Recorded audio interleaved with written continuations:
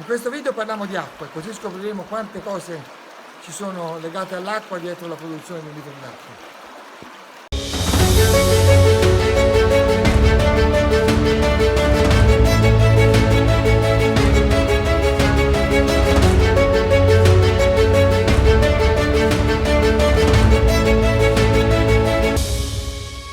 Ci troviamo qui all'interno dell'alveo del fosso Bruna, praticamente un fiume perché un pochino di acqua ce l'ha tutto l'anno, che è un fosso della bonifica.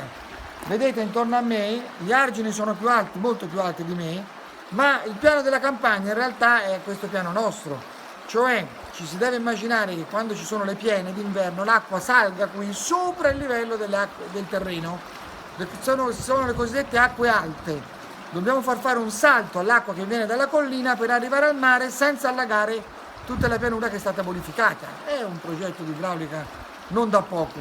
Il buon Ximenes, un padre gesuita che sotto Leopoldo, sotto il Granduca di Lorena, praticamente studiò a fondo tutta la progettazione della bonifica maremmana.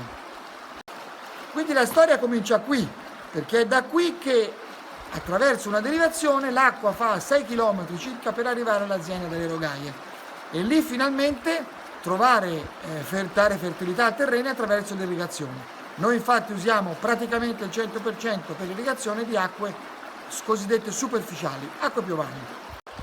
La derivazione nasce negli anni 20, quindi siamo ai suoi 100 anni, e fu studiata da mio nonno Giulio Guicciardini e prevedette nel 1934, quindi qualche anno dopo, la prima concessione del genio civile della Toscana. Concessione trentennale, poi rinnovata per altri 30 anni e poi per 2 volte 10 anni, insomma è una delle più vecchie concessioni idrauliche per uso del consorzio Irriguo. Sono il consorzio degli eredi Guicciardini. La portata prevista è di 360 volumi, si chiamavano, vuol dire circa litri al secondo, no circa, vuol dire 360 litri al secondo. Era studiata con un regolatore che vedete sull'argine, un'opera in calcestruzzo armato, che porta la possibilità di aprire e chiudere il leverismo a livello, alla quota alta dell'argine, e che prevede che si devia tutto il corso dell'acqua per poi ridare al fiume l'acqua che esce oltre la derivazione. In quel punto là si misurava l'acqua. Nel tempo poi è cambiata perché le leggi sono venute fuori e hanno fatto un divieto di bloccare completamente un corso di acqua e quindi è stata modificata con questa chiusa che tende a alzare il livello dell'acqua senza però fermarlo. La quota permette di prendere l'acqua necessaria e sufficiente, permette la grande e buona vita della fauna e dei pesci ittica, insomma del fiume, e mantenendo tutte le qualità di vita e rispettando la legge di non fermare il corso del fiume. L'azienda Le Rogaie è l'ultima di 6 aziende agricole e un comprensorio di circa quasi 2000 ettari che ricevono l'acqua da questo posto. E noi ce ne siamo, essendo gli ultimi, siamo anche quelli più interessati a che tutto funzioni. L'acqua arriva per caduta, per gravità, a tutte le aziende poi sono attrezzate, anche le rogaie, attraverso dei bacini, dei laghi, di irrigui, per fare da polmone, perché la Bruna ha un carattere abbastanza torrentizio, può averne più acqua, meno acqua, mentre l'irrigazione quando ci vuole sempre, quindi il lago ci permette questo polmone. Per 4 km da qui, e ora lo seguiremo con il drone, la canaletta viaggia a cielo aperto, poi si intuba negli ultimi 2 km finali, procurandomi un vantaggio di quota alle rogaie di circa 3 metri.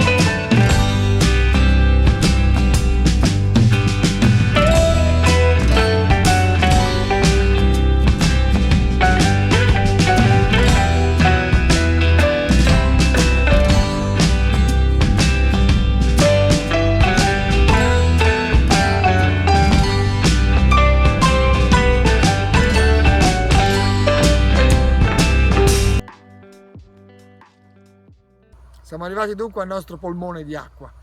Dopo tutto questo lungo percorso, quest'acqua di superficie piovana delle zone collinari e che comunque arriverebbe al mare, la facciamo arrivare attraverso una produttività, una fertilizzazione del nostro terreno. E questo è un lago di circa 50.000 metri cubi, insieme a un altro di 50 viene un bacino di circa 100.000 metri cubi. Fino a qui la storia è servita solo per portare l'acqua presso l'azienda, senza bisogno di acque sotterranee, di pozzi o cose strane. Da ora in poi entra in moto la tecnologia e le idee diverse. L'impianto che abbiamo visto di canaletta di 6 km adduceva a un sistema di irrigazione per scorrimento addirittura, che sono sistemi di grande dispendiosità di acqua. Si aprono delle canalette nelle testate nella parte alta del campo e si lascia andare giù l'acqua. Ci vuole un volume enorme di acqua e sui nostri terreni non è nemmeno l'ideale. Invece successivamente in questa azienda sono stati introdotti i classici tubi che portavamo in spalla con le teste di idranti e i tanti cannoncini e poi si spostavano ogni volta. Poi finalmente è arrivato il rotolone, di cui vedrete tante immagini e tante belle storie nostre, e nell'85 è stato un po' il nostro primo intervento, il mio primo intervento quando è arrivato qui, è nato il pivot. Il pivot è un sistema di irrigazione per aspersione, quindi superficiale con un getto, che lavora con una idea di circolarità. C'è un punto fermo e in fondo a 7 torri per 500 metri di lunghezza di questo tubo invece un cannoncino e tutti gli irrigatori che proporzionatamente alla superficie irrigata da ogni singolo punto del raggio gettano l'acqua nel terreno. Il pivot è sicuramente l'evoluzione più bella. Negli ultimi anni in Maremma è entrata fortemente la goccia come sistema, inventato dagli israeliani ormai molti anni fa, come sistema di irrigazione per culture dedicate, tipo orticole, pomodori, eccetera, ma negli ultimi anni direi anche per la produzione di mais, di granturco. Da qua per caduta arriverà al centro del pivot. Il pivot gira per circa 500 metri di raggio, quindi in un'area di circa 70 ettari, innaffiati veri. Grazie per aver visto questo video, speriamo di avervi creato un interesse intorno al buon utilizzo dell'acqua nei sistemi agricoli qui presso le rogaie. Se avete domande o altri interessi fateci giungere le vostre richieste.